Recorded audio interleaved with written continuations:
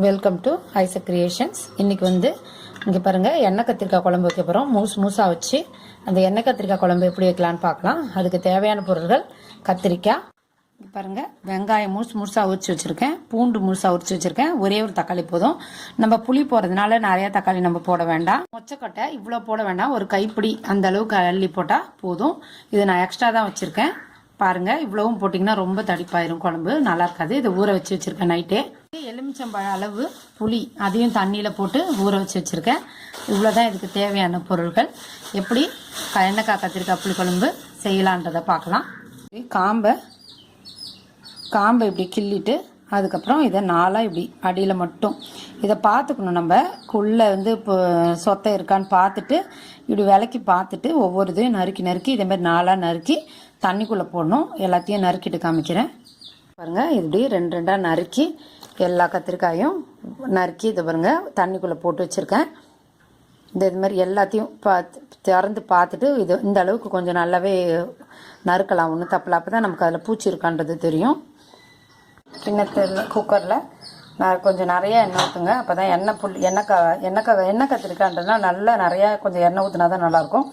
நல்லெண்ணெய் ஊற்றுனீங்கன்னா இன்னும் ரொம்ப நல்லாயிருக்கும். எண்ணெயை நல்லா ஊற்றிக்கோங்க. இதில் கடுகு போட்டு தாளிங்க. கடுகு போட்டு எப்பயுமே தாளிக்காதீங்க புளிக்குழம்புக்கு. வெந்தயம் போட்டு தாளிங்க. வெங்காயம் பாதி வதக்கினா போதும், ஃபுல்லாக நல்லா வதக்கணும்னு அவசியம் இல்லை. இப்போ தக்காளி போடலாம். தக்காளி போட்டுட்டு நல்லா வதக்கலாம்.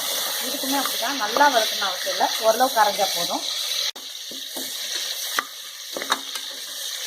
இது பாருங்கள், இது போதும், ரொம்ப வதங்க தேவையில்லை.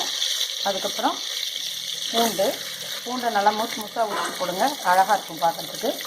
பூண்டு போட்டுட்டு இந்த கத்திரிக்காயை இப்படி எண்ணெய் தண்ணியிலேருந்து எடுத்து கிண்ணத்தில் போடுங்க.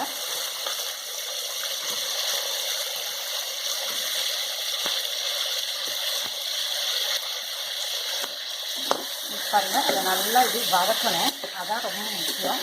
இது நல்லா வதங்கினா தான் அதோட ருசி நல்லா இருக்கும். நல்லா வதக்குங்க, அப்படியே பிரிஞ்சு வரும் கத்திரிக்காய். அது நமக்கு தேவையான உப்பை போட்டுக்கலாம்.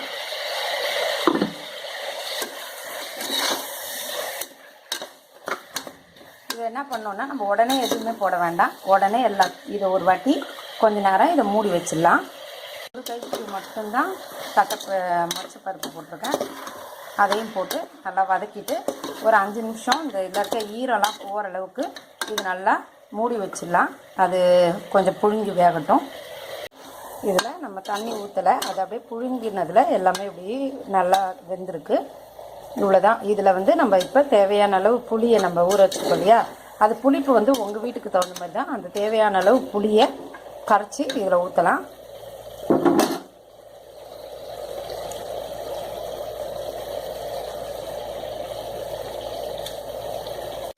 பாருங்க, புளி தண்ணியை ஊற்றுறேன். இங்கே பாருங்கள், மஞ்சள் பொடி மிளகா பொடி ரெண்டும் போட்டாச்சு, புளியை கரைச்சி ஊற்றியாச்சு. இதில் ஒரு துளி கூட நம்ம தேங்காய் ஊற்ற மாட்டோம். இங்கே பாருங்கள், திக்காக இருக்குது குழம்பு. ரொம்ப திக்காக இருக்கணும் அப்படின்னு நினச்சிங்கன்னா இதோட விட்டுறலாம். இல்லை இன்னும் கொஞ்சோண்டு தண்ணி மட்டும் ஊற்றுங்க. இது ரொம்ப திக்காக இருக்குது, ஏன்னா கத்திரிக்காய் வேகணும் இல்லையா, அதனால் இது ரொம்ப திக்காக இருக்குது. இது கொஞ்சம் நேரம் இன்னும் கொஞ்சோண்டு தண்ணி மட்டும் ஊற்றிக்கலாம். ஊற்ற மாட்டோம் இல்லையா, அதனால் குழம்பு திக்காகிறதுக்கு என்ன வழினா வெந்தயப்பொடி. இது வெந்தயப்பொடியை வறுத்து அரைச்சி எப்பயுமே நம்ம வீட்டுகளில் வச்சுட்டோம் அப்படின்னா எப்போ தேவைனாலும் எடுத்துக்கலாம். நிறைய விஷயத்துக்கு வெந்தயப்பொடி தேவைப்படும். பாருங்கள், வெந்தயப்பொடியை கிளறி விட்டுட்டு குக்கரை மூடி வச்சிடுறேன். ஒரே ஒரு விசில் வந்தோடனே காமிக்கிறேன். அது ஒரு விசில் வரலாம், தப்பு இல்லை. இதில் எல்லாமே போட்டாச்சு, எதுவுமே போட வேண்டிய அவசியம் இல்லை. இப்போ குக்கரை மூடுறோம்.